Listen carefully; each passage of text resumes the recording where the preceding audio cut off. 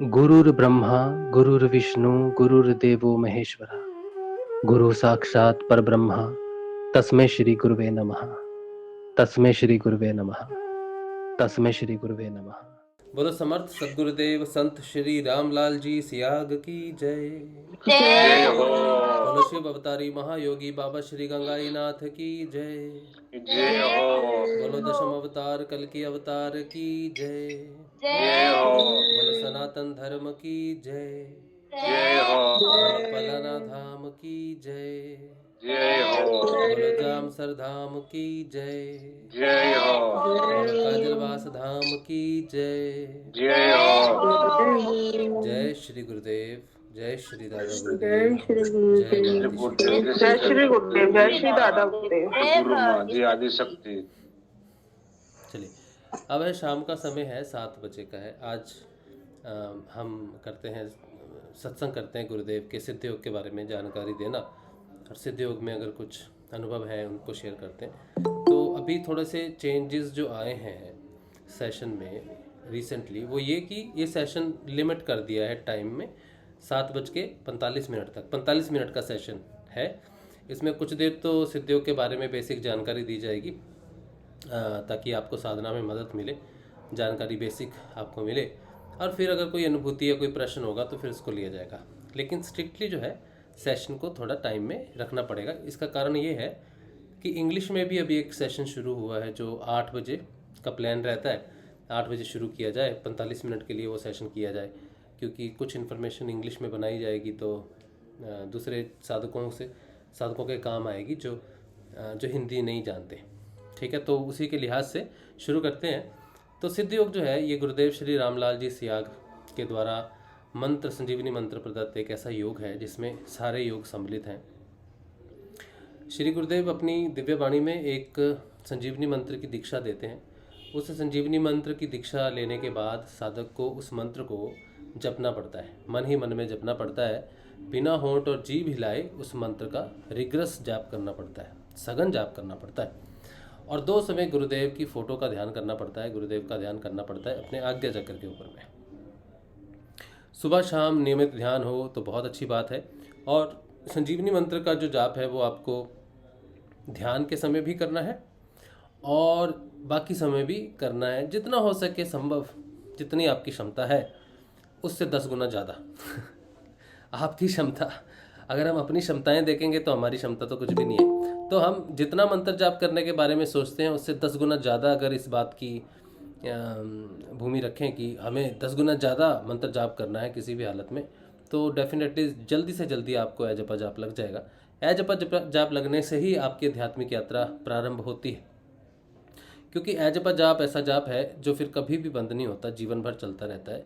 तो आध्यात्मिक यात्रा एजपा जाप के ऊपर ही चले तो बहुत अच्छी बात है, क्योंकि हमारा कुछ पता नहीं, आज हम जाप कर रहे हैं, कल नहीं करेंगे, परसों हमारा कुछ और विचार हो जाएगा। तो आध्यात्मिक यात्रा ऐसा नहीं हो सकती कि शुरू हो रही और टूट गई, तो उसे एक बार शुरू हो जाए तो वो रुकनी नहीं चाहिए। इसीलिए बदलाव जो है वो एजपा जाप के बाद ही शुरू होते हैं। सिद्ध योग अपने आप घटने वाला योग है, सारी घटनाएं अपने आप घटती हैं, सारी क्रियाएं अपने आप होती हैं।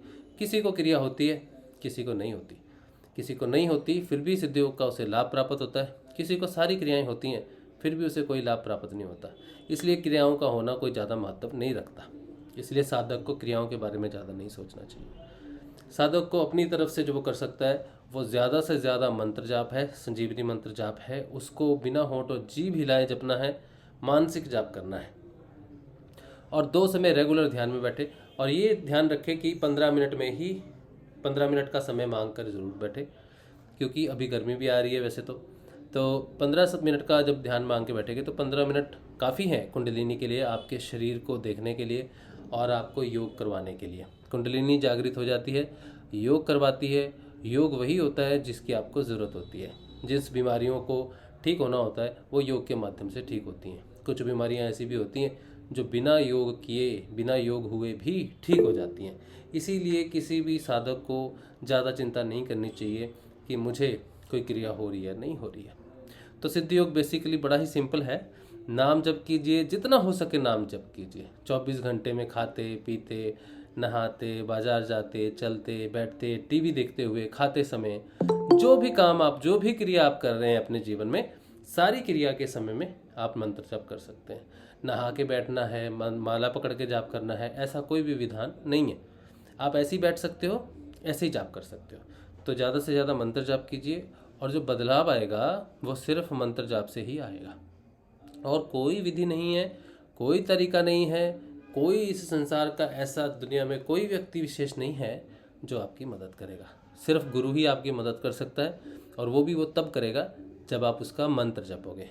इसके बाद भी अगर आप में कोई परिवर्तन नहीं आता है तो अपना समर्पण देखिए, अपना समर्पण देखिए कि गुरु के प्रति आप कितने सच्चे हो, गुरु के आज्ञा का पालन कितनी सच्चाई से कर रहे हो, उन्होंने जो आदेश दिया है उसका पालन कर रहे हो, या फिर भटक रहे हो। भटकना नहीं है, भटकन खत्म हो जानी चाहिए गुरुदेव के मिलते ही, और किसी चीज़ की कोई उम्मीद नहीं रखनी चाहिए। जो कुछ भी मिलेगा उसके बाद आपको अपने अंदर से मिलेगा, बाहर से और कुछ भी बचा नहीं। ना तो कोई उपाय है, ना ही कोई और तरीका है जिससे आपकी साधना आगे बढ़ सके। आपको अपना ही स्वाध्याय करना है, खुद मंत्र जपना है, और गुरुदेव पे पूर्ण निष्ठावान और विश्वास रखना है। ये बेसिक है सिद्ध योग का। गुरुदेव के बारे में ये है कि गुरुदेव जो हैं वो इनलाइटेड गुरु हैं, समर्थ गुरु हैं, कैपेबल हैं, और उनकी जो सामर्थ्य है वो इसलिए है क्योंकि उन्हें 2 सिद्धियां प्राप्त हुई। 1969 में उन्हें गायत्री की सिद्धि प्राप्त हुई जो निर्गुण निराकार की सिद्धि है। 1984 में गुरु श्री गंगाईनाथ जी के संदर्भ में आके, उनके संपर्क में आके उन्होंने जब जाप किया, कृष्ण का जाप किया, तो उन्हें सगुण साकार की सिद्धि हुई।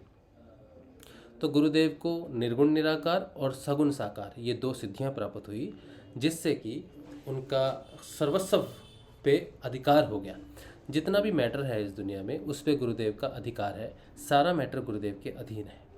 जितना भी निराकार है, ईथर है, आकाश तत्व है, उस पे भी गुरुदेव का अधिकार है। इस संसार में 2 ही चीज़ें हैं, या फिर साकार या फिर निराकार। इन दोनों चीज़ों पे गुरुदेव का पूर्ण अधिकार है। इसीलिए गुरुदेव सर्वव्याप्त हैं। उनकी फ़ोटो से भी ध्यान लगता है। उनकी फ़ोटो से ध्यान इसीलिए लगता है क्योंकि उनको ये 2 सिद्धियां हुई हैं। जब उनकी फ़ोटो किसी मैटर पे हम बनाते हैं, चाहे मूर्ति बना लें, फ़ोटो पे बना लें, पेंटिंग कर लें, तो जहाँ भी गुरुदेव की फ़ोटो रहती है वो जीवित हो जाती है चीज़, और फिर आपका ध्यान लग सकता है उससे। गुरुदेव ने विशेष करके कहा है कि साइंटिस्टों को इस पर रिसर्च करनी चाहिए कि एक मैटर जो है वो स्पिरिट का भला कैसे कर सकता है। ये तो असंभव सी बात है, क्योंकि उत्थान की स्थिति में पहले मैटर आया, फिर उसमें प्राण आया, फिर उसमें मन आया, हाँ, इस तरह से उत्थान हुआ। लेकिन ये तो गजब हो रहा है कि जो ऑलरेडी जिनका उत्थान हो चुका है, जो स्पिरिट है, उसका भला जड़ कर रही है। तो इस पे साइंटिस्ट को, जिज्ञासुओं को शोध करना चाहिए कि ये क्यों होता है। तो इसका कारण गुरुदेव ने बताया है कि उनका सिद्धि जो है, उनको जो सिद्धि हुई है निर्गुण निराकार और सगुण साकार की, उसके लिए होता है। तो सारी बीमारियां सिद्ध योग में क्योर होती हैं, लेकिन हर बीमारी का जो संबंध है वो आपके कर्म प्रारब्ध से जुड़ा हुआ है। कुछ प्रारब्ध आपको काटने पड़ते हैं, कुछ प्रारब्ध गुरुदेव हर लेते हैं। भौतिक समस्याएं हों या फिर संसारिक समस्याएं जो हैं, या फिर आपकी शारीरिक या फिर आपकी मानसिक समस्याएं हों, उन सब का समाधान सिद्ध योग में होता है।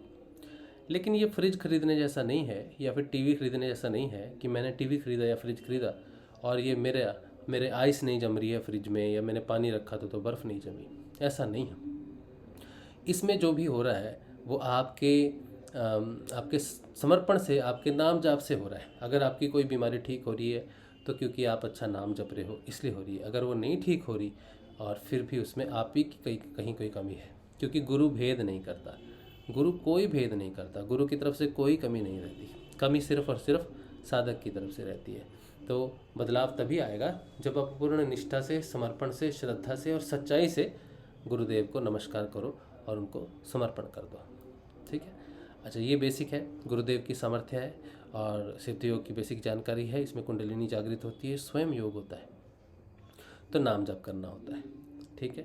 और ये जो योग है, सिद्ध योग है, ये बहुत पुराना है। शैविज्म में हम इसकी बात करते हैं कि जब ईश्वर सृष्टि का उद्धार करने आते हैं और मानव को उसके पूर्णता तक पहुंचाते हैं, या क्रमिक विकास में उसकी यात्रा पूरी होती है, तो गुरु बन के आते हैं और उसे आशीर्वाद देते हैं और उसके परम धाम तक उसकी यात्रा करवाते हैं। इसी थ्योरी पे बेस्ड है सिद्ध योग। और गुरु और शिष्य का संबंध। एक बार विवेकानंद जी ने कहा था कि सारे संबंध जीवन में बेकार हैं और उनसे त्याग और वैराग्य कर लेना चाहिए। सिर्फ एक ही बंधन होना चाहिए, वो है गुरु और शिष्य का बंधन। इस बंधन के अलावा सारे बंधन त्याज्य हैं, त्याग करने लायक हैं। इसीलिए शिष्य को अपने गुरु से बंधन लगाना चाहिए और किसी भी व्यक्ति विशेष से किसी भी प्रकार का बंधन नहीं लगाना चाहिए। ठीक है, ये बेसिक जानकारी है। इसके बाद आपका अगर कोई सवाल है, आप कुछ अपनी अनुभूति या फिर अपना कुछ भी बताना चाहते हो सिद्ध योग से, तो आप बता सकते हो।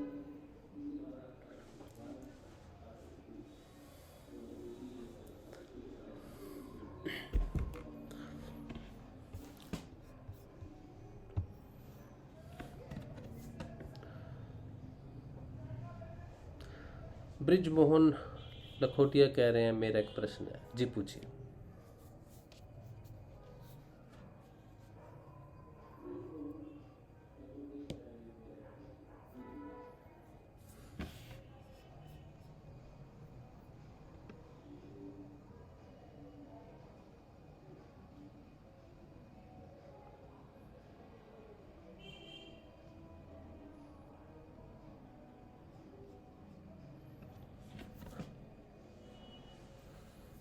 आप सब जितने भी लोग सेशन देखते हैं, कृपया नाम जपते रहें साथ, ताकि कुछ तो हमें फ़ायदा हो एक साथ बैठने का।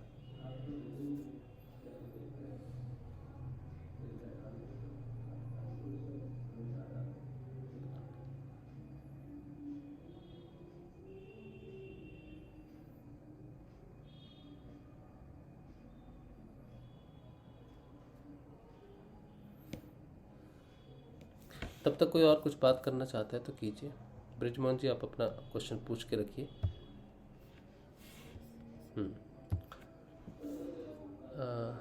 बाबू लाल जी कह रहे हैं, हम मोक्ष के लिए आए हैं गुरुदेव, हमें सुख या दुख जो भी दें दोनों हमारे लिए सम्मान है।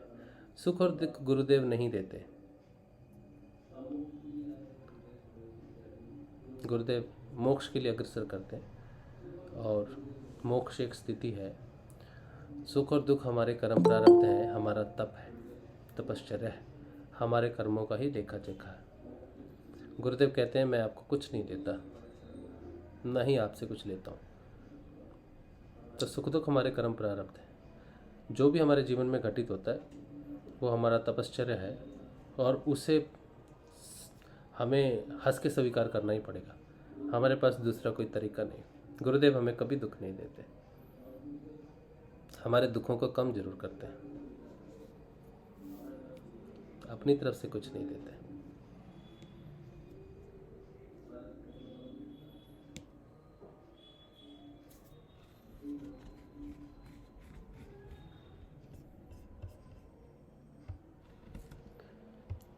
और कोई भाई बहन?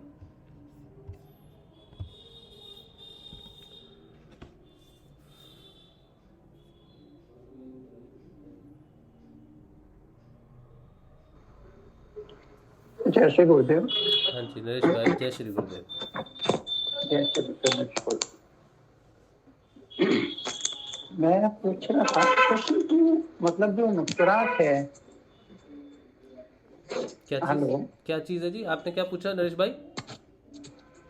कह रहा हूँ जो कृष्ण भगवान है, हाँ। जो हमेशा मुस्कुराते रहते हैं। हाँ। तो मुझे ऐसा मतलब फील हुआ कि क्या कृष्ण की हंसी में ही हमारा समर्पण छुपा है? कृष्ण की जो मुस्कुराहट है, जो मंद मंद हर चाहे सुख हो या दुख हो, वो हर पल मतलब जो मुस्कुराते रहते हैं। जिन पे कह सकते हैं कि अर्जुन को थोड़ा रहता था कि कृष्ण मुझे कुछ भी होता है फिर भी आप मुस्कुराते ही रहते हो। हाँ। तो क्या उनकी मुस्कुराहट में ही हमारा समर्पण छुपा है?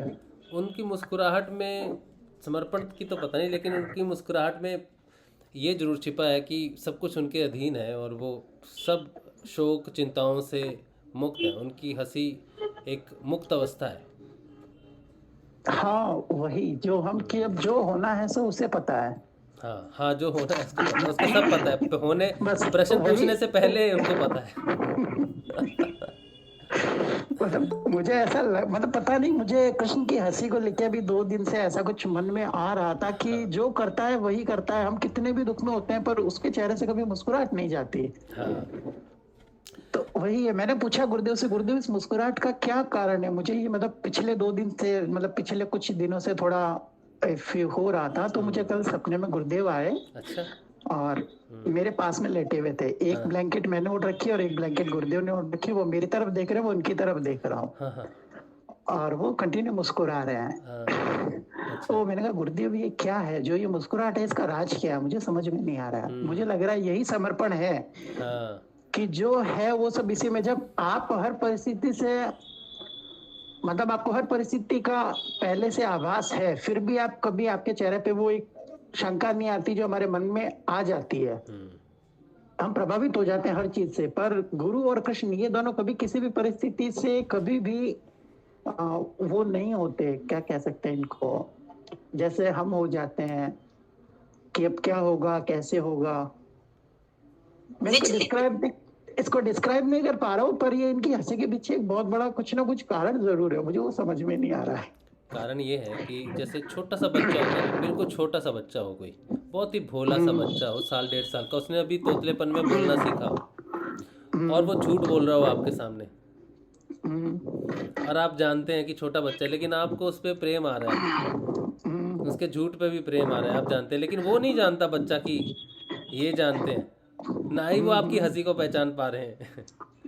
हमारी अवस्था, जगत की अवस्था बिल्कुल उसी शिशु के बराबर है जिसने अभी अभी बोलना ही सीखा है, और वो और कृष्ण हल्के हल्के मंद मंद मुस्कुरा रहे हैं कि हाँ हाँ ठीक है बोलो। वही वो गुरुदेव का एक वीडियो है ना, जिसमें गुरुदेव ने कहा कि कितना धन आ जाएगा तो मैं संतुष्ट हो जाऊंगा। वो जो उनका आंखों से उनकी बात करना, कितना धन आ जाएगा, मुझे कल सपने में ना उनका वही चेहरा नजर आ रहा था।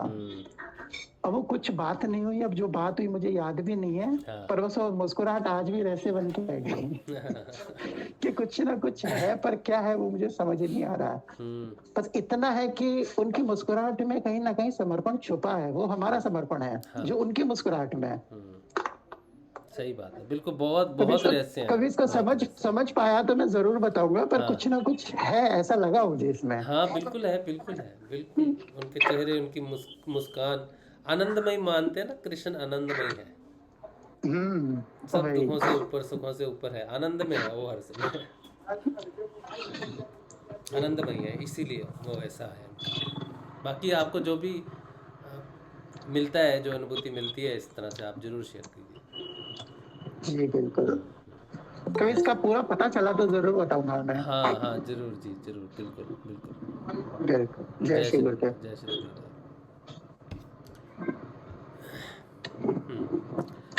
अच्छा, ब्रिजमोहन लखोरिया जी कह रहे हैं, मुझे कोई योग की अनुभूति नहीं हुई है। कोई बात नहीं, अनुभूतियों पे तो वैसे भी आध्यात्मिक यात्रा चलती नहीं, बदलाव पे चलती है। अगर आप ये कहें कि मैंने सिद्ध योग किया है और मुझे कोई बदलाव नहीं मिला, तब तो बात की जा सकती है, लेकिन मुझे कोई योग की अनुभूति नहीं हुई, इस बात की चर्चा व्यर्थ रहेगी, समय व्यर्थ हो जाएगा। क्योंकि आपको कोई अनुभूति क्यों नहीं हुई, ये आपका और गुरुदेव का विषय है, और इसके बारे में दुनिया का, संसार का कोई भी व्यक्ति आपकी कोई मदद नहीं कर सकता। सिंपल है। सिर्फ आप ये प्रश्न पूछ सकते हैं बाकी साधकों को कि मुझे कोई बदलाव नहीं आया, तब बात की जा सकती है। तो बदलाव आने का रीज़न गुरुदेव ने बताया है कि बदलाव क्यों नहीं आता है, इसके बारे में गुरुदेव ने बताया हुआ है कि आप अगर नाम नहीं जपोगे तो आप में कोई बदलाव नहीं आएगा। तो अगर मुझ में कोई बदलाव नहीं आया तो मैंने नाम नहीं जपा। दूसरा, उसके साथ कंडीशन लगाते हैं, हाँ नाम जप और ध्यान के साथ एक चीज़ बहुत ज़रूरी है, वो है गुरुदेव पे पूर्ण समर्पण। और एक चीज़ ये है कि अगर आप कोई और मंत्र जप रहे हो गुरुदेव के मंत्र के साथ, तो फिर ये मंत्र काम नहीं करता, इसलिए भी बदलाव नहीं आता। तो ये 3-4 चीज़ें ही हैं मुख्य। एक, गुरुदेव पे समर्पण होना, एक सिर्फ और सिर्फ संजीवनी मंत्र का जाप होना, और नियमित जाप होना, ज़्यादा से ज़्यादा ही बदलाव है। जिसके जीवन में बदलाव है, सिर्फ उसी के जीवन में ही योग है। अनुभूतियों वाला मेरे पर्सनल, वैसे तो ये मेरा पर्सनल पॉइंट ऑफ व्यू है, अनुभूतियों से सिद्धयोग की यात्रा में मानता नहीं, मैं नहीं मानता कि अनुभूतियाँ सिद्धयोग है। बदलाव ही सिद्धयोग है,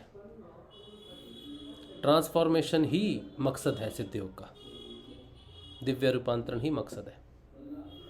वरना अगर अनुभूतियाँ सिर्फ मकसद होती तो ऋषि अरविंद तो ट्रांसफॉर्मेशन की बात नहीं करते, वो अपनी अनुभूतियों की बात करते। उन्होंने अपनी कोई बात ही नहीं की, उनके जीवन के बारे में कोई कुछ भी नहीं जानता। थोड़ा बहुत जो कुछ जानते हैं वो उनके पत्रों से जो उनके शिष्य उनको लिखते थे उसके बारे में, और कुछ एक चीज़ें हैं जो ट्रांसफॉर्मेशन के बारे में उन्हें अपनी तरफ से उन्होंने बताई। लेकिन ऋषि अरविंदो ने अपनी अनुभूतियों का, अपने जीवन का कोई वर्णन नहीं किया। कुछ एक अनुभूतियाँ या फिर बदलाव की अनुभूतियाँ हैं सारी। बदलाव को ही अनुभूति कहा जाता है कि ये बदलाव मुझे अनुभूत हुआ, ये बदलाव मुझ में घटित हुआ, ये मेरी अनुभूति है। तो बदलाव को ही एक्चुअली अनुभूति मानते हैं, तो वो एक अलग चीज़ है। ठीक है, योग की कोई अनुभूति नहीं होना ये बहुत अलग क्वेश्चन है। ये योग की कोई अनुभूति नहीं होना मतलब मैंने मेरा योग हुआ नहीं या फिर मैं कर नहीं पाया, तो इसमें साधक को ही कोशिश करनी चाहिए। मैं अपनी हमेशा एग्जांपल इसलिए देता हूँ कि मेरे सामने मैं ही हूँ। मैंने 5 साल तक नाम जपा, जपा भी लग गया, पता नहीं कौन से कर्म कट रहे थे कि 5 साल तक बदलाव कोई नहीं आया, मतलब अंदर से कोई बदलाव नहीं आया। जब मैंने सारी क्रियाकलाप बाहर छोड़ दिए, किसी भी प्रकार का अध्यात्म अनुष्ठान छोड़ दिया, सिर्फ और सिर्फ गुरुदेव को ही ध्यान लिया और सिर्फ मंत्र पे ही अपने प्राणों को छोड़ दिया, उस दिन के बाद मेरे में बदलाव आए। मेरा समर्पण हुआ जब मैंने अपने सारे मन, प्राण और बुद्धि को समर्पित किया, उसके बाद ही मुझ में योग घटा 5 साल बाद। उससे पहले मुझे बहुत क्रियाएं होती थी, लेकिन उन क्रियाओं से मुझे एक रत्ती भर भी लाभ नहीं हुआ, शारीरिक कोई भी लाभ नहीं हुआ। कोई छोटा मोटा कोई बीमारी रुकी रही हो वो अलग बात है, वो मुझे पता नहीं, लेकिन देखने में कोई परिवर्तन नहीं आया। तो मैं भी आपकी तरह ये कह सकता हूँ गुरु भाई ब्रिजमोहन भाई कि 5 साल तक मुझे योग की कोई अनुभूति नहीं हुई। तो इसमें वही बात मेरी वाली मुझ पे ये लागू होती है कि तुमने समर्पण नहीं किया होगा। हाँ, मैंने समर्पण नहीं किया था। आपने गुरुदेव को मुखिया नहीं रखा। हाँ, मैंने गुरुदेव को मुखिया नहीं रखा। आप अन्य पूजाएं करते रहे। हाँ, मैंने 5 साल तक अन्य पूजाएं की। ये मेरी गलतियां थी, तो इसीलिए मुझे कोई योग की अनुभूति नहीं हुई, उसके बाद हुई। ठीक है ब्रिज भाई, तो देखिए अपना स्वाध्याय कीजिए, आपको जरूर पता चल जाएगा कहाँ कमी रह रही है। अमरकला बहन कह रही हैं गुरु भाई किसी को योग होने से भी बीमारी ठीक नहीं होती और किसी को बिना योग भी बीमारी ठीक हो जाती है केवल नाम जप पर ध्यान से। हाँ, इसके बारे में अब भी मैंने बात की शुरू से। अगर आपने सेशन देखा है गुरु बहन, तो मैंने यही बात की है कि जो बीमारियां हैं वो बिना योग के भी ठीक हो जाती हैं और योग से भी बीमारियां ठीक नहीं होती। इसका कारण है गुरुदेव की जो शक्ति है उस शक्ति से ठीक होते हैं रोग। गुरुदेव से जब हम कनेक्ट होते हैं ना, तब रोग ठीक होते हैं, वरना और कोई कुछ भी चीज़ें रोग ठीक नहीं करती। संजीवनी मंत्र तो आपके लिए एक योग साधना का एक माध्यम है। परिवर्तन आपका मंत्र से नहीं, गुरु से आता है। गुरु के बिना मंत्र किसी काम का नहीं है। गुरुदेव साफ कहते हैं अगर आप संजीवनी मंत्र किसी को अपनी जुबान में बता दोगे तो ना उसमें परिवर्तन आएगा ना आप में परिवर्तन आएगा, फिर मेरी कोई जिम्मेदारी नहीं। तो इसका अर्थ ये है कि संजीवनी मंत्र भी अपनी प्रतिष्ठा खो देगा अगर वो गुरु के मुख से ना आए। इसका अर्थ क्या हुआ कि ठीक करने वाला कौन है, मंत्र या गुरु? इसका साफ अर्थ है कि गुरु विशेष है। गुरु की आवाज़ में ही मंत्र में प्राण है, शक्ति है। गुरु ही शक्ति है, हर मंत्र की शक्ति गुरु ही है। इसीलिए किसी को योग हो, क्रिया हो, ना हो, कोई बात नहीं, अगर वो गुरु के प्रति पूर्ण समर्पित है, गुरु को ही प्रेम करता है, गुरु के अलावा कुछ नहीं उसके प्राण, तो उसमें जरूर बदलाव आएगा, उसका जरूर रूपांतरण होगा। और कोई सिर्फ मंत्र इसलिए जप रहा है कि मैं ठीक हो जाऊंगा, मुझे ये प्राप्त हो जाएगा, वो प्राप्त हो जाएगा, और गुरु को इम्पोर्टेंस नहीं देता है, तब मुश्किल हो जाएगी। ब्रिजमोहन जी कह रहे हैं मैंने जो समझा कि क्रिया होती है वह नहीं हुई। कोई बात नहीं ब्रिजमोहन जी, एब्सोल्युटली नॉट नेसेसरी। मैं आपको सही बताऊं कि जब साधक आगे बढ़ेगा ना ध्यान जाप में, अपनी साधना में, एक समय वो चाहता है कि उसको कोई क्रिया ना हो, मुंडी हिलती है ना हिले, क्रिया होती है, आसन लगते हैं ना लगे, क्योंकि ध्यान जब लगता है ना तब कोई क्रिया नहीं होती। और जब ध्यान लगता है तो इतना आनंद है ध्यान में, इतना आनंद है कि कुछ कहना नहीं। क्रिया तो बंदर की तरह उछलना है। एक टीचर ने आपको कहा चलो भाई मुर्गे बन जाओ, चलो उल्टे लटको, चलो दंड बैठक करो, चलो चक्कर लगाओ, ये सब है। लेकिन एक स्टूडेंट को कह दिया बेटा तुम यहाँ बैठो, आंखें बंद करके बैठ जाओ, बस तुमने कुछ नहीं करना। और एक को कहा तुम दंड बैठक करो, उठक बैठक करो, उल्टे पुल्टे लफाओ, इधर घूम के आओ उधर घूम के आओ, जाओ 15 मिनट, तो वो बेचारा आएगा। लेकिन एक यहाँ पे बैठा हुआ है शांत, ये ध्यान अवस्था है। तो क्रियाओं की लालसा नहीं होनी चाहिए, लालसा होनी चाहिए गुरु की, कि गुरुदेव मैं आपसे कनेक्ट होना चाहता हूँ, मैं आपसे जुड़ना चाहता हूँ, मैं आपको देखना चाहता हूँ। अगर मैं हिलता रहूँगा, इधर उधर मुझे क्रियाएं होती रहेंगी, तो मैं आप पे ध्यान कैसे लगाऊँ? तो क्रियाएं महत्वपूर्ण नहीं है, योग क्रियाएं महत्वपूर्ण नहीं है। महत्वपूर्ण है आपका कनेक्शन गुरुदेव के साथ, आपका योग गुरुदेव के साथ, आपका ध्यान लगे गुरुदेव में। उस समय विचार चलेंगे जब आप शांत बैठोगे। क्रियाओं में भी विचार ही चलते हैं, थोड़ा बहुत ध्यान क्रियाओं में रहता है, लेकिन मूलतः विचार चलते हैं। अब जब ध्यान में बैठोगे कुछ नहीं होगा, तब आपके पास ज़्यादा मौका है। गुरुदेव के पैर दबाओ, अपने अपने मन में गुरुदेव के पैर दबाओ, गुरुदेव के कंधे दबाओ, गुरुदेव के चरण धो लो, उस चरणामृत को पी लो, गुरुदेव से बात कर लो। ध्यान में उनके साथ जुड़े रहना ही ध्यान है आपका, वो आपके वश में है ना। जब तक आपको ऊपर से ध्यान घटित नहीं होता, तब तक आप इधर से अपनी तरफ से गुरुदेव से प्रेम करो, वो सब करो। जब गुरुदेव आपके सामने आ जाएं, वो करना चाहते हैं वो करो। और जब ऊपर से ध्यान लगेगा तब तो कहना ही क्या है, फिर तो आंखें बंद हो जाएंगी और ध्यानस्थ हो जाओगे। क्रियाओं का लोभ नहीं, लालच नहीं, एक्सपेक्टेशन नहीं रखनी चाहिए। बालचंद्रा भाई। जय श्री गुरुदेव। जय श्री गुरुदेव। मैं तो नाराज हूँ आपसे। नाराज तो गुरुदेव से हुई है सर। आपके साथ ही ध्यान को बैठता हूँ हर रोज मैं 6:30 पौने 7 बजे। और आँख खुलती है तब 8:30 पौने 9 बजते। उसके बाद में आपका सेशन लास्ट में सुनते सुनते, जो लास्ट का सुनता हूँ, कल भी लास्ट में जो गुरु बहन बोल रही थी, यूएस से थे शायद, वो बोल रहे थे कुछ कोट्स उन्होंने रखे, तब मैं सुना।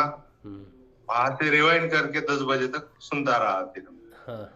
वहां से जब से शुरू हुआ वहां तक लेके जाके फिर से वहां से सुना। हर एक गुरुदेव हर एक एपिसोड सुनाते, मतलब वो दिखाते। और आज बहुत दिनों बाद आज समय पे मैं 6:15 बजे ध्यान को बैठा। 15 मिनट्स अर्ली बैठा। तो आज समय पे आँख खुल गई, तो तुरंत मैं ज्वाइन हो गया। राजी सब गुरुदेव की है, गुरु भाई। हाँ, हम आपसे स्नेह करते हैं इसीलिए थोड़ा सा। मतलब पिछले बहुत दिनों से मेरा ध्यान बहुत ज्यादा लग रहा है। इसके पीछे की वजह तो नहीं, लेकिन जो अंदर जो महसूस होता है वो एक अलग अनुभव है। वो मतलब बताए कैसे वो भी नहीं, मतलब शरीर का आभास, मतलब पड़ा रहता हूँ मैं, पड़ा हूँ या बैठा हूँ ये भी याद नहीं रहता। अच्छा। ध्यान में धीरे धीरे धीरे क्रियाएं सब बंद होके अंदर से आंखें ऊपर की तरफ जाके स्थिर होती है। बाद में नाद जोरों से सुनाई देता है, नाम जप तो चलता रहता है। बाद में नाद कहाँ लेके जाता है, लेकिन इतना एहसास रहता है, गुरुदेव का एहसास रहता है। खुद के बारे में जानकारी नहीं रहती, लेकिन गुरुदेव, उनके चरण का आभास रहता है। गुरु है, मेरा गुरु है, और मैं किसी गुरु का शिष्य हूँ और मैं नाम जप कर रहा हूँ। नाम जप का या नाद का अनुसंधान का आभास रहता है। बाकी पूरा ऐसा, और समय 1-1.5 घंटा बीत जाता है, लेकिन लगता है मैं तो अभी 5 मिनट पहले बैठा था। समय लॉक हो जाता है। अच्छा। जल्दी जल्दी चला जाता है। लेकिन जब बाहर आता हूँ ध्यान से, तो कुछ ना कुछ बहुत जो फीलिंग आती है, बहुत अंदर से, बहुत ऐसी, मतलब क्या क्या है गुरुदेव, मतलब बहुत करुणा भर देते हैं गुरुदेव, इतना स्नेह बढ़ जाता है सबके प्रति, खुद के प्रति भी ज्यादा स्नेह आने लगता है कि गुरुदेव कितने जन्मों का मेरा, मतलब ये जो दे रहे हैं आप, ये जो निस्सीम शून्य शांति है, मतलब ये शांति है कुछ मालूम नहीं, लेकिन जो ठहराव है वो ठहराव आदमी को, मतलब संसार और अध्यात्म इन दोनों के बीच में, इधर की भी चाह नहीं, इधर की भी चाह नहीं, वो बीच की पटरी पे खड़ा रख के आपने पूरा ऐसा ब्लैंक करके जो एक अलग ही अनुभव आता है, वो न जाने कितने जन्मों से मुझे मिला नहीं होगा गुरुदेव। इस जन्म में आपने यही चाहिए क्या गुरुदेव एक मनुष्य को, और यही ठहराव जो है, वही ठहराव की जो बीच की पटरी है, वही पटरी से आप लेके जाना चाहते हैं क्या गुरुदेव? आप जैसा जाना चाहते हैं लेके जाओ गुरुदेव, रखना चाहते हैं रखो गुरुदेव, लेके जाना चाहते हैं क्योंकि आप धीरे धीरे समझा रहे गुरुदेव। ये वस्त्र में आप हमेशा बोलते हैं शरीर तो एक वस्त्र है। ये चीज़ जो आपने अभी अभी कही ना, एक चीज़ मैं जस्ट ऐड करना चाहता हूँ बालचंद्र भाई। आपने अभी क्या कहा था कि इंसान को यही चाहिए, इंसान को यही चाहिए क्या, ये बात कही ना अभी? हाँ। शंकराचार्य ने कहा है 3 चीज़ें काफ़ी तपस्या, काफ़ी किस्मत से मिलती हैं। वो है मनुष्यत्वम, मुमुक्षुत्वम और महापुरुष संश्रय। इसका अर्थ है कि 3 चीज़ें जो है, जो काफ़ी तपस्या के फलस्वरूप मिलता है, मानव जन्म मिला, ठीक है, और दूसरी चीज़ मुक्ति की कामना जागी, और काफ़ी तपस्या के बाद महापुरुष का संग लाभ हुआ, यानी कि मनुष्य का जीवन प्राप्त होना और उसमें योग घटित होना, या मुक्ति के लिए प्रयास, मुक्ति की तरफ कहना कि मुझे मुक्त होना, 2, और तीसरा उस मुक्ति के लिए मुक्तिदाता गुरु का प्राप्त होना। ये 3 चीज़ें ही मनुष्य को अपने जीवन में चाहिए। जिसके जीवन में ये घटित होगी उसका मनुष्य जीवन जो है वो सफल हो जाएगा। ये विवेकानंद जी की बात है, लेकिन उन्होंने शंकराचार्य जी की कही हुई बात जब विवेकानंद ने सुनी थी, तब उन्हें बड़े उदास थे वो कि मेरे जीवन में मुझे क्या चाहिए। तो जब उन्होंने शंकराचार्य की ये बात सुनी तो सोचा ये तीनों चीज़ों तो मेरे पास है, जीवन है और मुक्ति मैं चाहता हूँ, और रामकृष्ण परमहंस मेरे गुरु हैं। तो ये तीनों चीज़ें हैं, आप सबके पास हैं, हमारे पास हैं। तो चलिए, ये बात मुझे याद आ गई थी बीच में, इसलिए मैंने ऐड किया।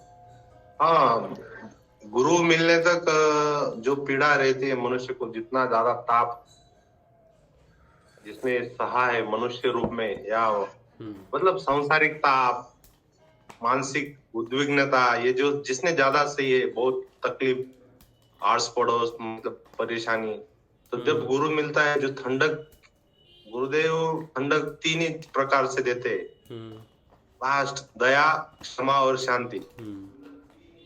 यही 3 टैबलेट गुरुदेव की ठंडक देनी है। यही 3 जिनको प्रति हमें उद्विग्नता है उनको हमको क्षमा करना है, दया भाव रखना है, और वो दोनों जिस दिन साधक में बढ़ते बढ़ते बढ़ते वो एक दिन शांति को प्राप्त हो जाएगा। वो शांति नाम की शांति है या वो अनुभव की शांति है, वो गुरुदेवी। मतलब आप व्यवहार में, जब अध्यात्म व्यवहार में उतरने लगता है, तब हम विश्लेषण करने लगते हैं हर एक चीज का, हर एक हमारे रिश्ते नातों का, हमारे व्यवहारिक जीवन का, जो हम काम कर रहे हैं वो ये काम, मतलब ये तो इस जन्म का काम है। गुरुदेव तो कई बार बताते, मतलब इतने व्यक्तित्व पृथ्वी पर है अभी इस समय पे, वो व्यक्तित्व जिस तरह से जी रहा है इस तरह से मैं भी जिया हूँ कभी। आज हम जिसको खूनी मान रहे हैं, किसी जन्म में मैं भी वही होगा। आज हम जिसको राजा बोल के हम बोलते ये राजा है, या आज राजा पद्धत तो नहीं रही अभी, लेकिन हम बोल सकते हैं प्राइम मिनिस्टर या ये देश का नेतृत्व करने वाला, या अदानी कहो, अंबानी कहो, जो बहुत सारा धन अपने साथ समेटे हुए है। मेरे पास भी किसी जन्म में होगा गुरुदेव। मैं भी कभी राह पे फकीर बन के घुमा होगा गुरुदेव। सिर्फ लंगोटी मेरी प्रॉपर्टी किसी जन्म में रही होगी फिर से। और मैं धरा का भूभाग कह दो, सौराष्ट्र कह दो, या 9 खंड है गुरुदेव। 9 खंडों में से किसी एक खंड का अधिपति आपने कभी मुझे भी बनाया होगा गुरुदेव। लेकिन ये तो वस्त्र के भांति, ऐसा वस्त्र पुराना होते चला जाता है, बाकी फट जाता है। वैसे मैं हर एक बार शरीर को फटते मतलब शरीर छोड़ते निकलते सब कि आपके किया है गुरुदेव। और इस जन्म में आपने मुझे मिलने के लिए, या आज इस जन्म में गुरुदेव आप मुझे मिले, इसलिए बहुत जन्म मैं अंधकार में रहा हूँगा गुरुदेव। जिससे मतलब मैं अंधकार यानी मैं तामसिकता में जिया होगा बहुत सारे जन्म राजसिकता में जिया होगा। मुझे पद की अपेक्षा होगी, मुझे लोभ होगा, मुझे संसार पे राज करना होगा। लेकिन बहुत सारे जन्म में पंडित बन के जिया होगा, सात्विक जीवन जिया होगा। इस जन्म में आप तो बहुत भाग्य से मिले गुरुदेव। आप इस जन्म में बात करते हो त्रिगुणातीत की, तीनों गुणों से परे लेके जाने की बात करते हो गुरुदेव। मतलब आप और बता रहे गुरुदेव, आपने इतना अच्छा माहौल इतना इस संगठित किया है। राष्ट्रीय भाई देखा जाए ना तो ये समय ऐसा है 1950 में, इस 1960 में हमारे भारत में संविधान बना। उससे पहले हम देखा जाए तो स्त्रियों को कोई ये नहीं थी, पर्दे में थी स्त्रियां। ये माहौल जो है गुरुदेव बोलते हैं ना, सही समय आने पर सही चीजें होगी। तो अभी व्यक्ति मानव के उत्थान के लिए मानव को जो अधिकार चाहिए होते हैं वो अभी मिलने लगे 20-25 सालों से। आज हर एक आदमी जिसके पास जो राशि जमा है, बैंक में रहे या घर में रहे, उसको वो खुद की कह सकता है। इससे पहले ऐसा नहीं होता था। अंग्रेजों का कालखंड में, उससे पहले राजा महाराजों के कालखंड में खाने के लाले थे, खाने के मतलब रोटी के। गुरुदेव बोलते हैं ना, रोटी फर्स्ट बाद में नाम आते। तो रोटी की व्यवस्था अभी लगभग 1960 के बाद सब हो गई है। और यही माहौल गुरुदेव मतलब जो समय पे हर एक चीज समय पे होगी, तो ये समय बहुत अच्छा अनुकूल समय है मनुष्य प्रजाति के लिए।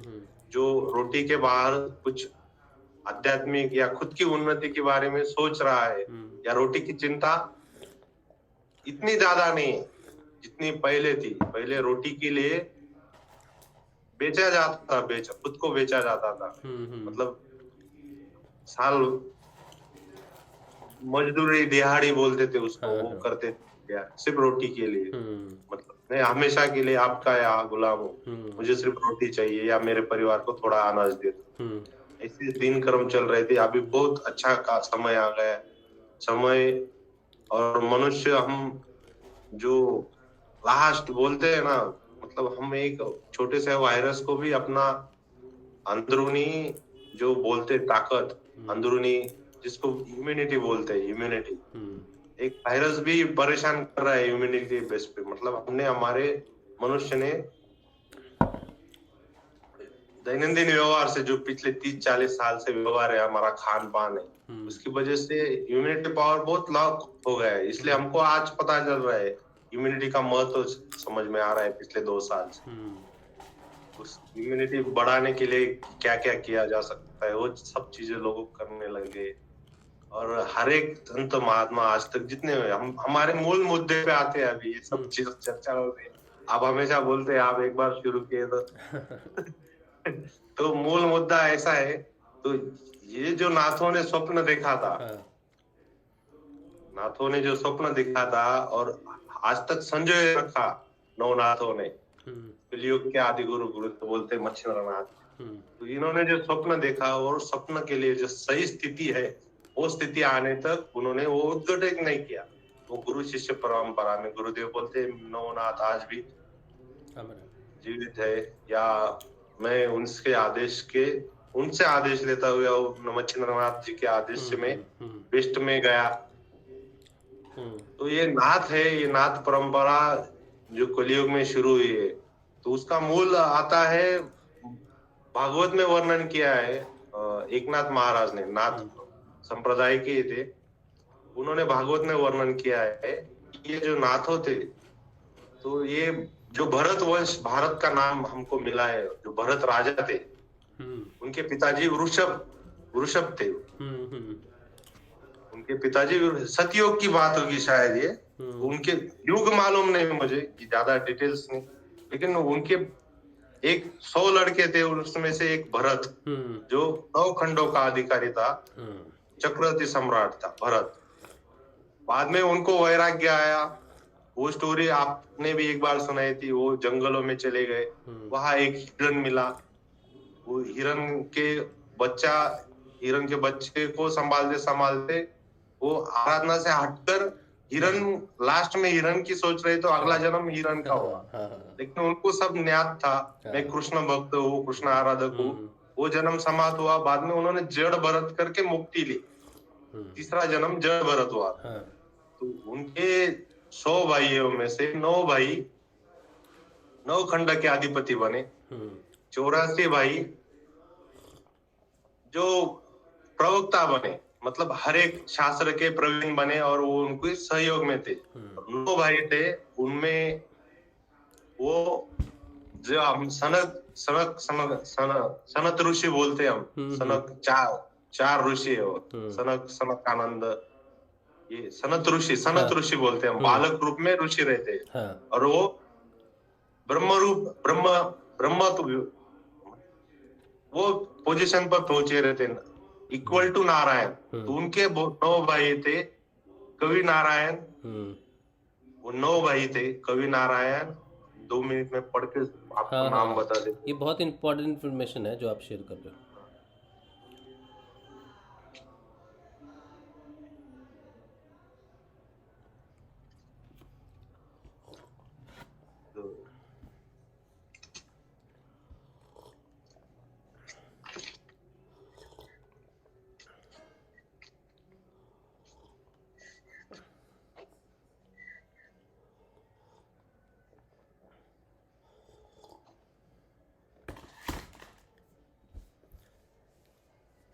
उनके कवि नारायण, हरि नारायण, अंतरिक्ष नारायण, प्रबुद्ध नारायण, पिंपलायन, अविहोत्र, द्रुमिल,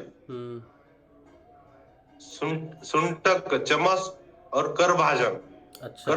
अच्छा। ऐसे ये 9 अवतार थे। अच्छा। और उन्होंने नारायण जो नर आयन बोलते हैं, नारायण मतलब जो कुछ युगों से, मतलब कुछ कल्प बोलते हैं, वो कल्पों का अधिपति, उस मतलब ये एक मेरे से अच्छे नारी भाई को ज्यादा मालूम होगा, उनको ये बहुत डिटेल्स में मालूम रहता है लास्ट तक क्या है पोजीशन, कैसे कल्प, कितना साल या कितना साल का क्या होता है। तो ये नारायण स्थिति तक थे 9 भाई, और वो ही 9 भाई कलयुग में 9 नारायण जो थे वो नवनाथ बन के आए, भागवत धर्म की ध्वजा का ये रखने के लिए, नींव रखने के लिए।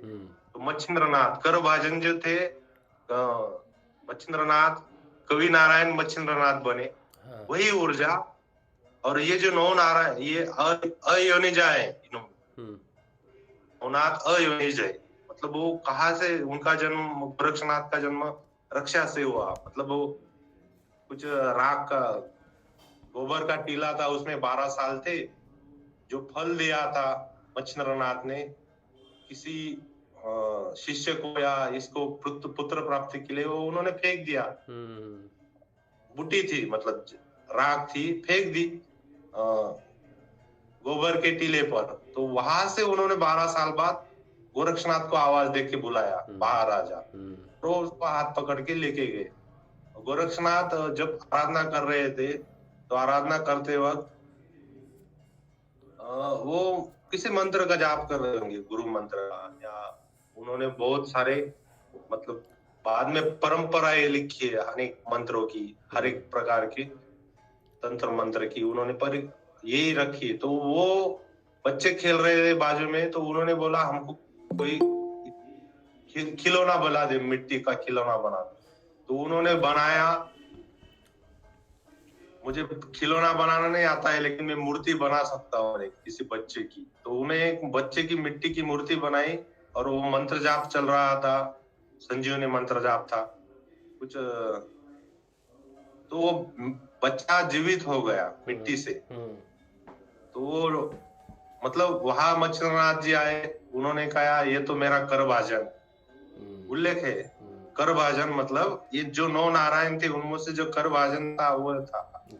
उनका नाम पड़ा गैनी, गैनी नाथ, जो नाथ परंपरा में है गैनी नाथ। और ये गैनी नाथ और सबकी आराधना अलग अलग, मतलब समय बता नहीं सकते। वो कौन कितना साल जिया है कोई पता नहीं कर सकता। आज भी वो प्रकट है, जैसे अलीपुर जेल में विवेकानंद जी प्रकट हो गए थे। तो ये उस स्थिति तक पहुंचे है जो 5 तत्वों में उनका अधिकार है, निवास है और कण कण में वो बसे है। तो वो कहीं भी शरीर धारण करके प्रकट हो जाते हैं। जैसे हम अभी सुन रहे हैं बाबा जी जो 2500 साल से हिमालय में किसी को दिखते हैं, ऐसी आख्यायिका है। और 25 साल के ही दिखते हैं वो, जब दिखते हैं तब 25 साल की उम्र वाले ही दिखते हैं। निर्माण का है मतलब हाँ निर्माण। तो ये जो नाथ है वो हर एक मतलब जो भी आज तक घटित हुआ है वो नाथों की कृपा है, आराधना की पद्धति। अभी महाराष्ट्र में जो मैं गैनीनाथ का नाम लिया, उनके शिष्य बने निवृत्तिनाथ, नाथ परंपरा में। और उनके शिष्य बने उनके भाई ज्ञाननाथ, ज्ञानदेव। और उन्होंने जो भगवत गीता है संस्कृत की, 12वीं सदी की बात है ये, 12वीं सदी में उन्होंने भगवत गीता का अनुवाद मराठी और प्राकृत भाषा में किया। मराठी भी नहीं था, प्राकृत भाषा। अच्छा। मराठी की और हिंदी की, मतलब वो प्राकृत हिंदी वालों को भी समझ में आती है बहुत सारी। तो इस तरह से ये गैनीनाथ से मतलब नाथ परंपरा में मच्छिंद्र नाथ पहले आते हैं, गोरक्षनाथ, फिर गैनीनाथ। और इस परंपरा का मतलब गोरक्षनाथ से बहुत सारी 12 परंपराएं आई है। जो हमारे दोरमनाथ है वो भी उधर से एक शाखाएं विस्थापित हुई है। तो महाराष्ट्र में जो शाखा आई थी उसमें से ज्ञानदेव 12वीं सदी में थे। बाद में बहुत संत परंपरा यहाँ है। और नाम जप बोलते हो, नाम जप का महत्व और गुरु का महत्व। तो एकनाथ महाराज भी इसी परंपरा में आए, दत्त परंपरा से है वो। तो उन्होंने गुरु का महत्व के लिए 11वीं भागवत का जो 11वां अध्याय है उसका निरूपण किया मराठी में, प्राकृत में। अच्छा। और उसमें ये सब बातें लिखी है। तो वहां से मतलब गुरुदेव कुछ भी हाथ में थमा देते आपने शुरू में, जो हमारे मन में प्रश्न रहता है वो सामने आ जाता है। नाम जप का महत्व महाराष्ट्र बहुत जानता है गुरु भाई, क्योंकि यहाँ हरिपाठ करते हैं। हरिपाठ मतलब 28 चरण में उन्होंने, ज्ञानेश्वर माउली ने 28 चरण में बताया है कि नाम जप का महत्व क्या है और गुरु का महत्व क्या है जीवन में। और सिद्ध योग में जो जो हमें भ्रांतियां आती है वो भ्रांतियों का उत्तर उसमें दिया है। 2 मिनट में बताता हूँ, एक किसी उदाहरण लेके बताता हूँ। हाँ 10 मिनट है आपके पास, 8 बजे तक सेशन है। ओके एक्सटेंड कर दिया आपके लिए।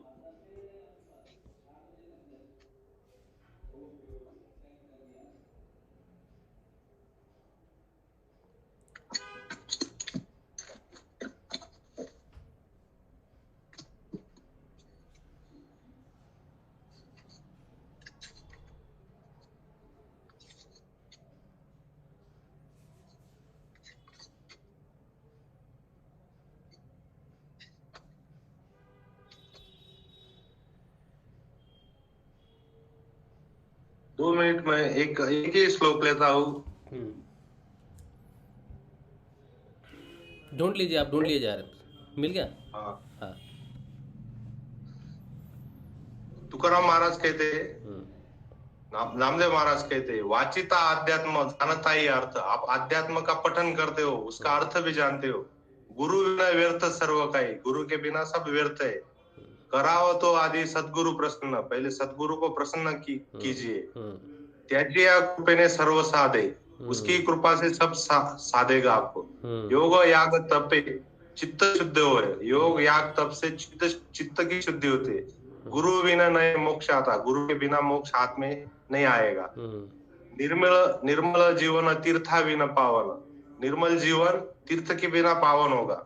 जैसा गुरु वैसा गुरु जान साधक का से, वैसा ही गुरु साधक के लिए है। नामा मने गुरु कृपेचे या बळे, गुरु कृपा के बल पर मूर्ख ही तरेल भाग माझे, मूर्ख आदमी भी तर जाएगा इस नाम जप में। ये मेरी आन है, मैं शपथ लेता हूँ। ये ऐसे ही उन्होंने बहुत अच्छा, बहुत अच्छा, बहुत आनंद। और मतलब जो सिद्ध योग में जो ज्ञानेश्वर महावीर हरि उच्चारण मंत्र पे आगाद बड़े भूत बाधा बेने थे। जो तामसिकता का माहौल चल रहा है, तामसिकता की बात से बहुत सारे गुरु बंधु परेशान हो रहे। तामसिकता रहती है, निगेटिव एनर्जी रहती है वो साधक का। तो ज्ञानेश्वर माउली ने स्पष्ट शब्दों में कहा है, हरि उच्चारण मंत्र पे आगाद। हम संजीवनी मंत्र का जाप कर रहे हैं, हरि मंत्र है वो। तो उसकी शक्ति इतनी आगाध होती है, बड़े भूत बाधा भेज देते। भूत बाधा वहां आ ही नहीं सकती, वो डरती है वहां आने से। वहां सब सामने भी नहीं आ सकती है, ऐसी उन्होंने।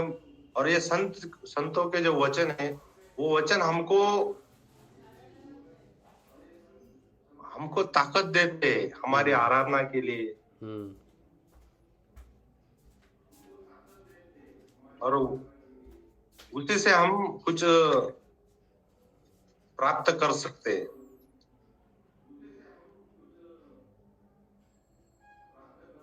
और एक जगह उन्होंने और भी एक जगह लिखा है,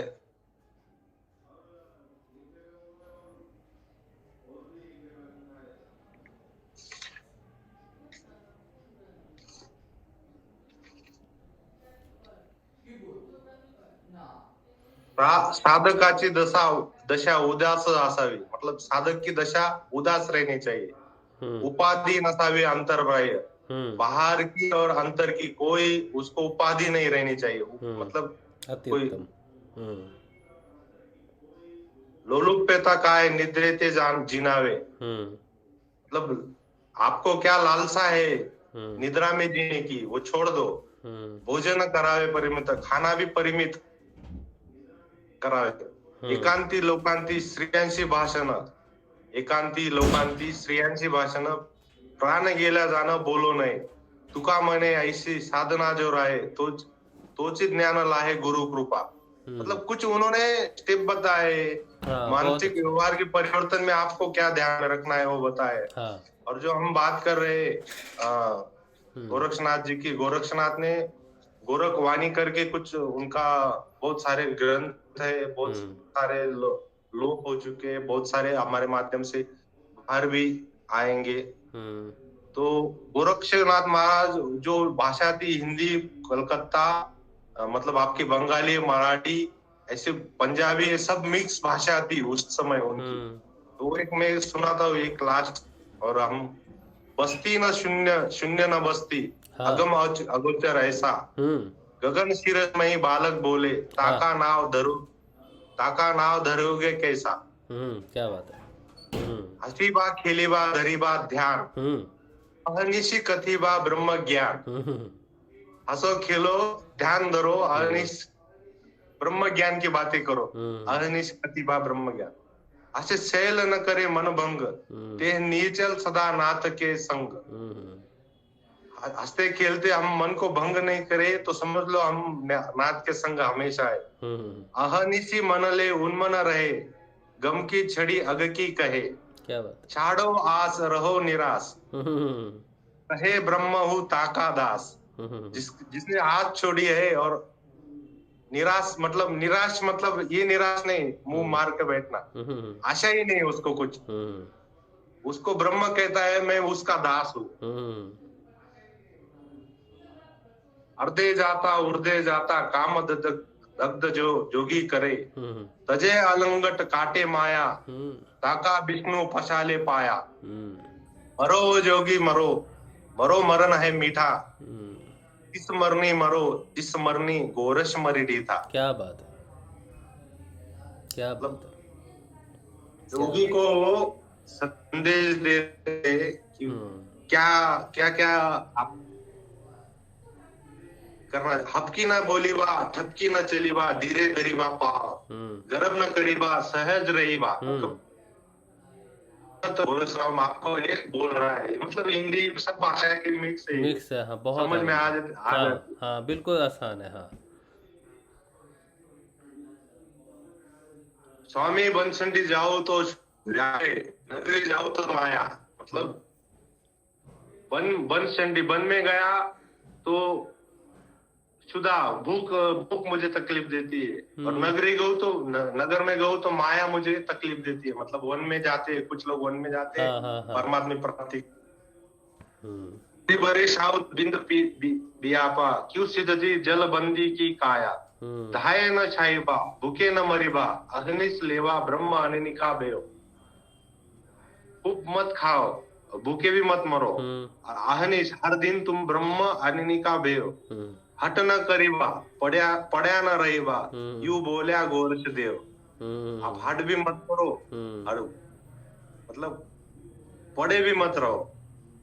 अति आहार इंद्रिय बल करे, नासे ज्ञान मैथुन चित्त धरे। व्यापे नंद्रा जपे काल, ताके हृदय सदा जंजाल। क्या बात है, हृदय में जंजाल बना रहता है।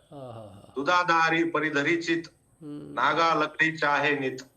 मतलब जो निवस्त्र है वो हमेशा लकड़ी की चाह रखता है, अग्नि जला के उसके आजू बाजू में बैठने का। मौनी करे मंत्र की आस, बिन गुरु गुदड़ी नहीं बैसास। बिगर गुरु के, गुदड़ी मतलब आपका पंजाबी शब्द है शायद। हाँ, गुदड़ी का लाल। गुदड़ी नहीं बैसास। मरो जोगी मरो, मरो मरण है मीठा, किस मरनी मरो जिस मरनी मरी गोरख मीठा। अति उत्तम, अति उत्तम, अति उत्तम। गोरख जी ने जिस मरण की चाह रखी है वो चाह रखो, जोगी को आश्वस्त कर दे। अति उत्तम भाई, अति उत्तम। आनंद, आनंद, बहुत आनंद, अति उत्तम। वाह, बहुत अच्छा, बहुत अच्छा। आपके मुख से ये सुन के ना बहुत आनंद आ रहा है। और सुनी गुणवंता सुनी बुद्धिवंता, अनंत इंदा की वाणी, शीश नवावत सदगुरु मिलिया, जागत रही निहानी। तो हम बोलते हैं, गुरुदेव ने बोला है कि शीश कट जाए तो भी गुरु मिल गया तो भी वो धन्य है। मतलब गुरु मिलने के लिए शीश कट जाए तो भी चलेगा, लेकिन गुरु मिलना चाहिए। तो मतलब गुरुदेव क्या करते हैं, मेरे अनुभव से या तो मैं 3 साल पहले किसी आध्यात्म का कोई मतलब महाराष्ट्र का भी आध्यात्म नहीं, मेरे घर में थे सिर्फ आध्यात्मवादी।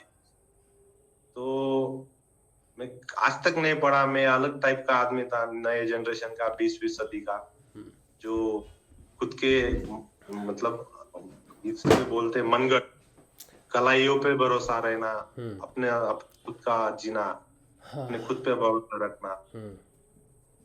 पूरी तरह हार जाने के बाद मतलब बहुत ही शारीरिक दृष्टया थोड़ा कमजोर हो गया था, आदत की वजह से या कहो मुक्त लाइफ की वजह से। आराम से रोटी की इंतजाम हो गया, सब चल रहा है ठीक से। और जब मृत्यु भय आया तब गुरुदेव आए तो ऐसे आए, 8 साल पहले से मैं तस्वीर देख रहा था किसी घर में, जैसे आपके पीछे तस्वीर दिख रही है, जो मैं गुरु भाई एक जिन्होंने मुझे गुरु मंत्र सुनाया, उनके घर जाता था, तस्वीर दिखती थी। 8 साल में गुरुदेव को खोसा हूँ, पहला आदमी हो जो जैसे आपने तस्वीर फाड़ दी। मैं 8 साल गुरु को कोसा हूँ। मैं ऐसा लगता था मुझे, जब गुरु शिष्य परंपरा ऐसी चल रही थी, इस जमाने में अभी 10 साल पहले हाँ कि पाँव पड़ने के, किसी गुरु के चरण छूने के 10,000 फीस, किसी गुरु के चरण में गले में माला डालने की फीस, बहुत बड़ा भंडारा, बहुत सारे पैसे निकालने के, और आलीशान घर बंगला, उनकी 100-150 400 एकड़ का आश्रम वहाँ, ऐसे सब एकदम माला माल, और रोल्स रॉयस अच्छी अच्छी गाड़ियों में गुरुदेव घूमते थे। तो वो सामान्य मनुष्य को या आज के विज्ञानवादी मनुष्य को उसकी घृणा आती है कि मतलब ऐसा नहीं रह सकता अध्यात्म, इसमें पढ़ना ही अच्छा नहीं है।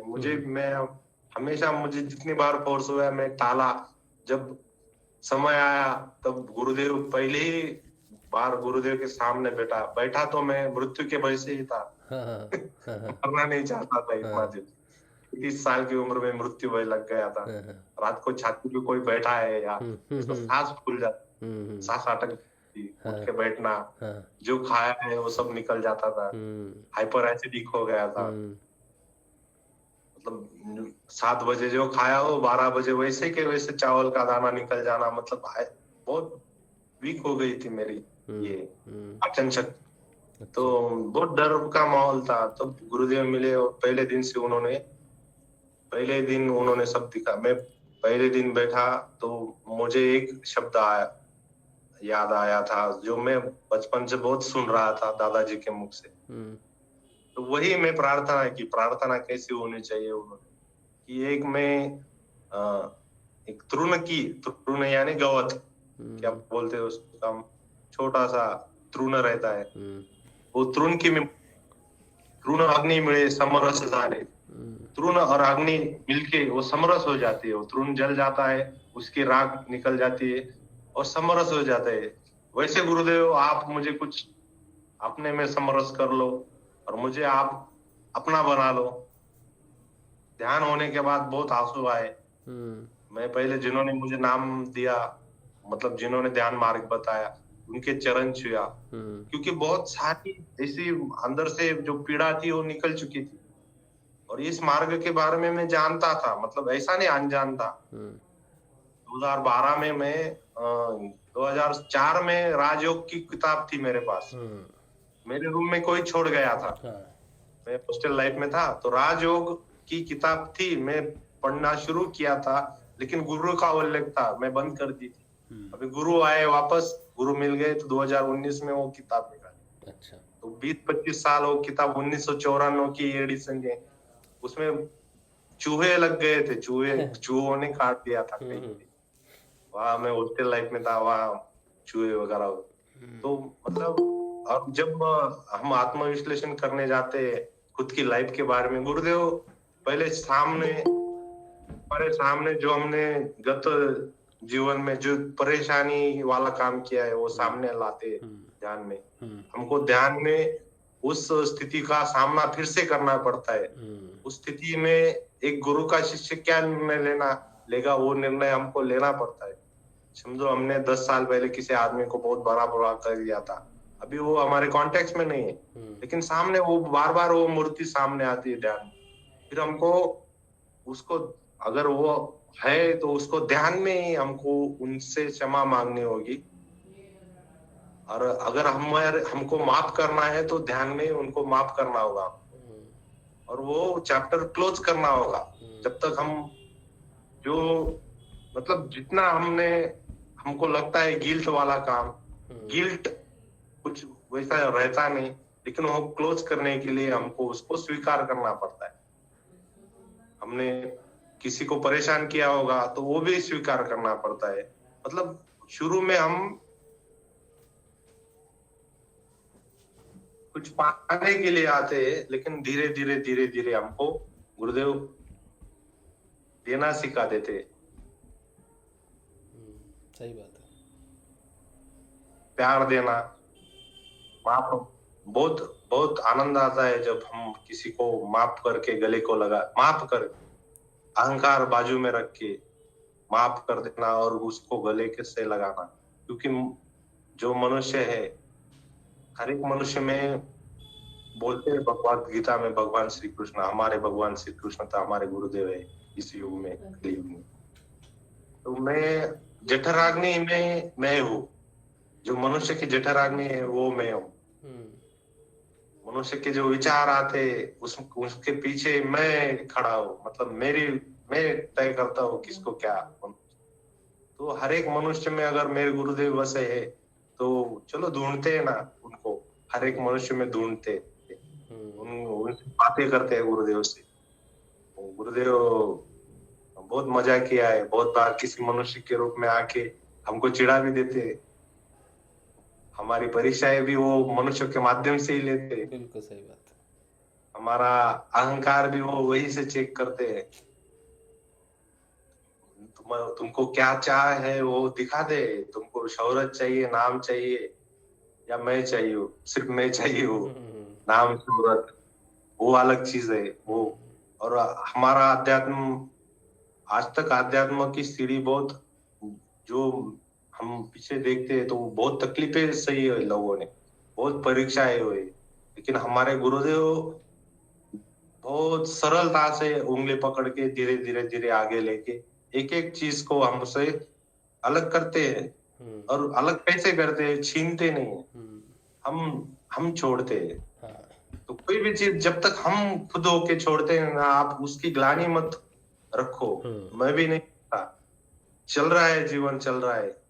हम ऐसे युग में खड़े हैं अभी। यहाँ इंटरनल जो गुरुदेव ने बोला है, महर्षि अरविंद के माध्यम से गुरुदेव ने उनका जो इंटरनल सिस्टम से हमारा चेतना का, वो जब तक पूरी तरह से अपना छोर पकड़ नहीं लेता तब तक तकलीफें होने वाली। हर एक चेतना की एक दो पायदान हम ऊपर चढ़ेंगे तो दो पायदान नीचे भी आएंगे। हमको 2 दिन अच्छा ध्यान लगा तो 2 दिन बुरा भी लगेगा। मतलब जो विचार, क्रोध हमारा नष्ट होने के लिए पहले हमको क्रोधित होना पड़ेगा। हमारा काम नष्ट होने के लिए काम पहले अंदर उफालेगा, तेज दौड़ेगा, गिल्ट आएगा। हर एक पुरुष हो या स्त्री हो उसके मन में गिल्ट आएगा, तब आराधना मत छोड़।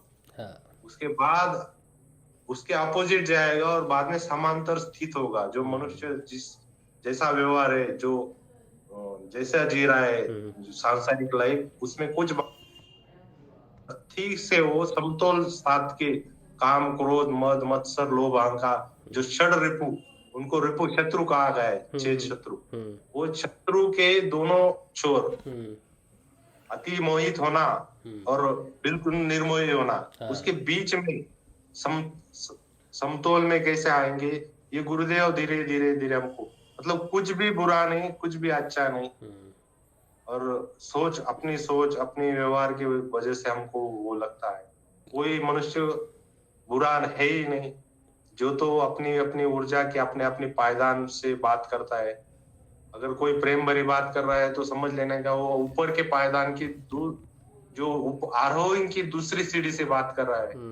और जो हमको ग्लानि दे रहा है या हम, तो समझ लेना वो नीचे के अंधेरे को ढूंढने को वो भी ऊपर ही जा रहा है, लेकिन वो अंधेरे की जो सीढ़ी है उस पर थोड़ी देर अटका है, उसको छोड़ना पड़ेगा। वो तो वो उधर से बात कर रहा है, इसलिए वो हमको गिल्टी ठहरा रहा है या हमको गलत साबित कर रहा है, या तुम्हारी आराधना की पद्धति गलत है, तुम गलत हो।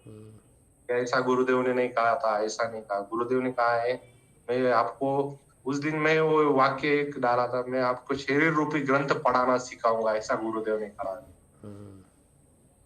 जो गुरु बात कर रहे थे मैं उनके लिए, उन्होंने कहा कुछ रखना नहीं चाहिए, कुछ मतलब कुछ मुझे सीखना है, ऐसा कुछ नया कुछ लेना, वो इसलिए मैं लिखा था कि गुरुदेव ने कहा है मैं आपको एक शरीर रूपी ग्रंथ पढ़ाना सिखाऊंगा। तो गुरुदेव शरीर रूपी ग्रंथ पढ़ाने के लिए बाद में उन्होंने 7 कोशों का वर्णन किया है। कोशों की जो स्थिति है वो सिखाने वाले गुरुदेव। बहुत सारी चीजें आपके माध्यम से, हर एक कोश की, हर एक चक्र की शुरू से आ रही है। और उस दिन हमारे बड़े भाई, ये भी बड़े गुरु बंधु, वो भी बोले ये जो सेशंस बन रहे हैं आज कितने लोग देख रहे हैं उसका महत्व नहीं, भविष्य में कितने लोगों के काम में आने वाला है।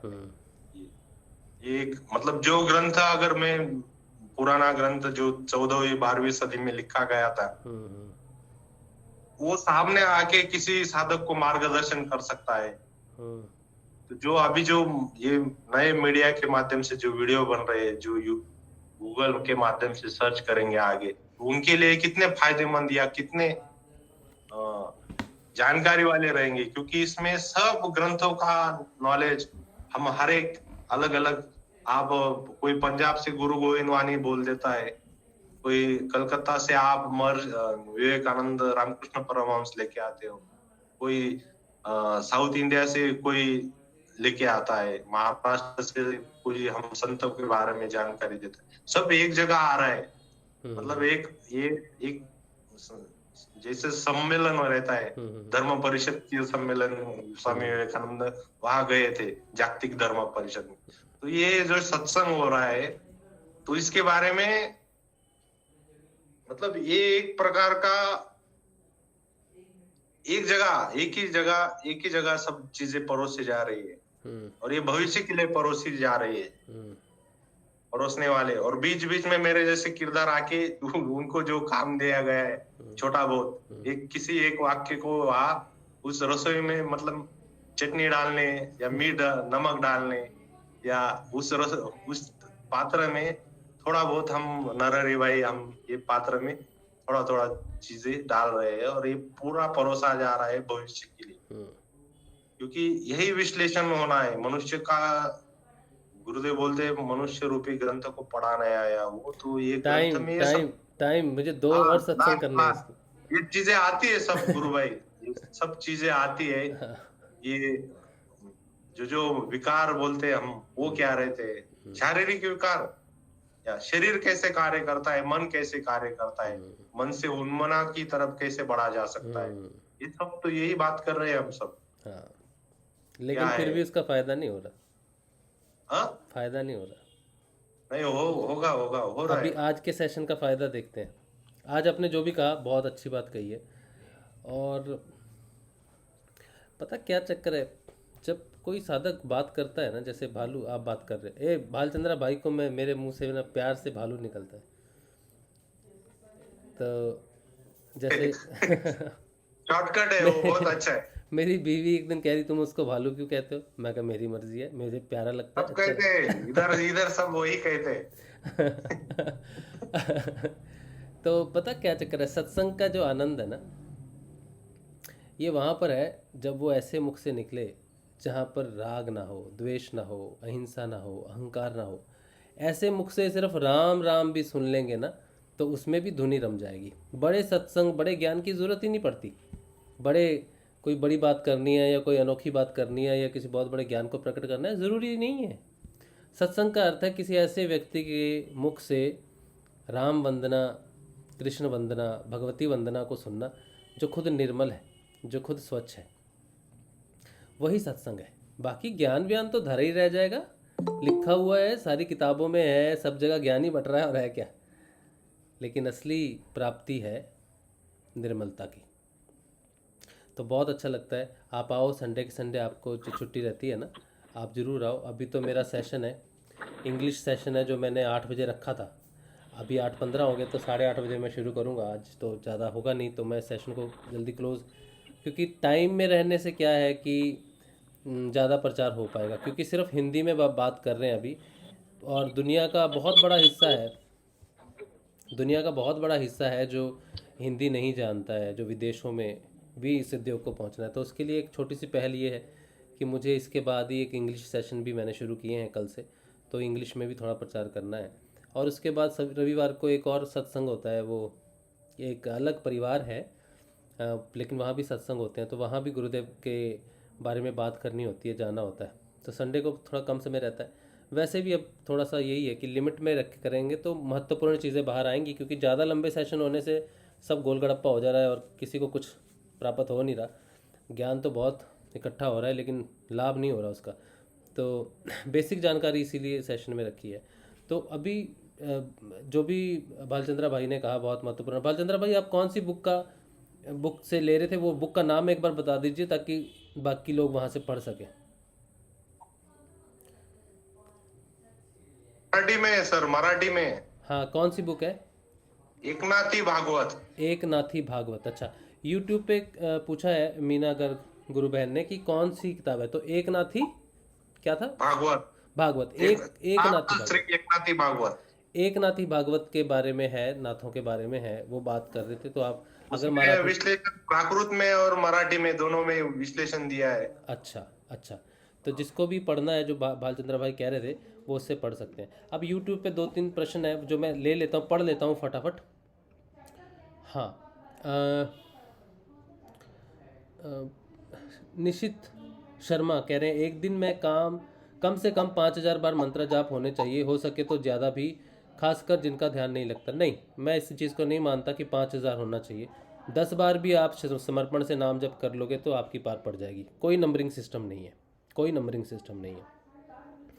सूरज प्रताप सिंह राजपुरोहित कह रहे हैं ध्यान के दौरान एक आवरण महसूस होता है, सिद्ध योग से पहले कभी ध्यान करने में। ये किसी का माइक खुला हुआ है। संदीप जी अपना माइक प्लीज बंद कर लीजिए।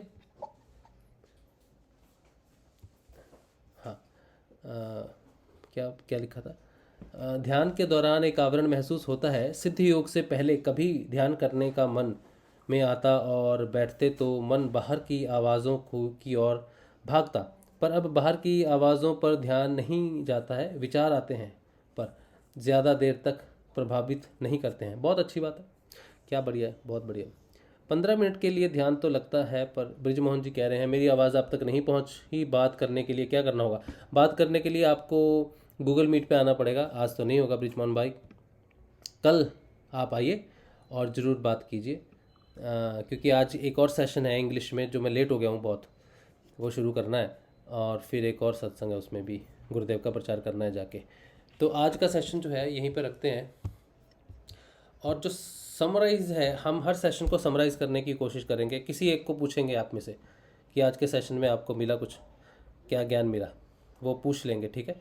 तो ताकि वो एक पता चले कि जागृत हैं कि नहीं है। यूट्यूब गूगल मीट में जो प्रश्न है सुख दुख वाला हो गया मैं सब्जेक्ट। उत्तम कुमार कह रहे हैं जय श्री गुरुदेव, मैं इस सब्जेक्ट पर बात कर सकता हूँ। कौन से सब्जेक्ट पे बात कर सकते हैं? शायद अभी उसी समय मैंने देखा नहीं, मैं इस लगातार देखा करूँगा मैसेजेस। संदीप जी अपना माइक प्लीज़ बंद कर लीजिए गुरु भाई। हाँ, अच्छा, दीपशिका जी गुरु बहन कह रही है one of the best session. आपको एक्सप्लेन करना पड़ेगा कल आपसे पूछेंगे, या अभी अगर आप बता सको कि आपको क्या मिल गया इस सेशन से तो आप ज़रूर बताओ, क्योंकि समराइज़ करेंगे किसी न किसी साधक से। तो आपको क्या चीज़ ऐसी लगी जो आप काम आएगी साधना में, वो आप अगर 2 मिनट 1 मिनट में अगर बता सको तो बताओ।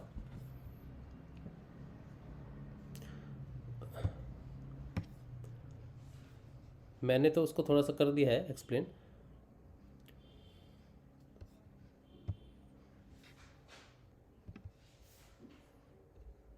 हाँ जी गुरु बहन बताइए।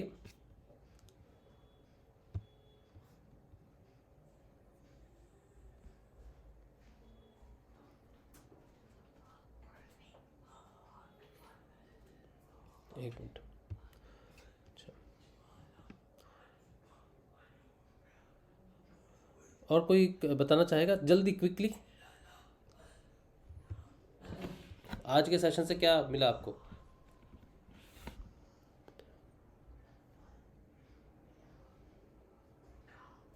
क्या बात हुई आज के सेशन में? भालचंद्र भाई ने जो कहा, मैंने जो कहा वो तो छोड़ दो, वो तो कुछ खास नहीं।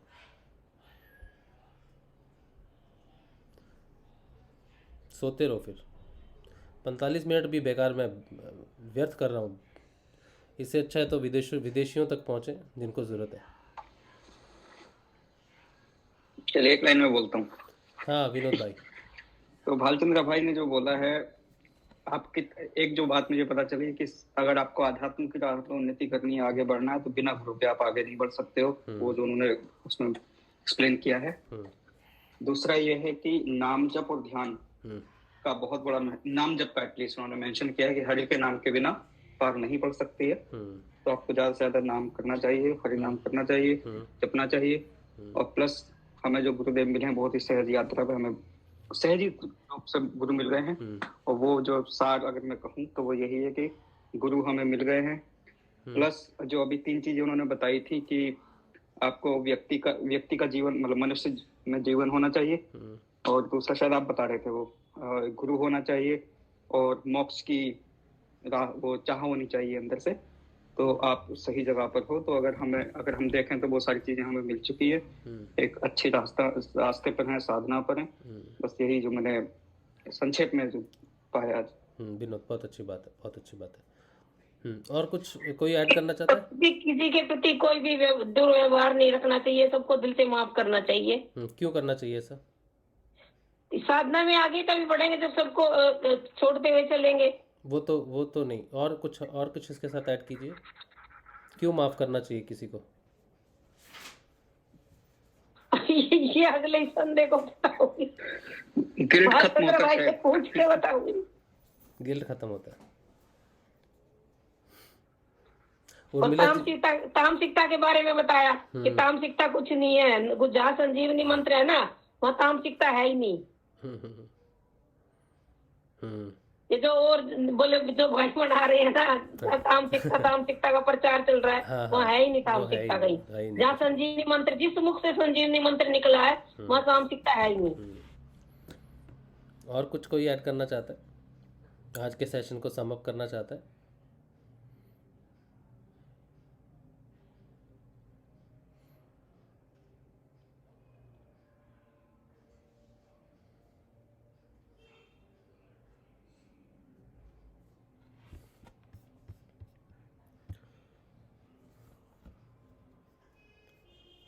और हंसी बात, हरी बात, खेली बात।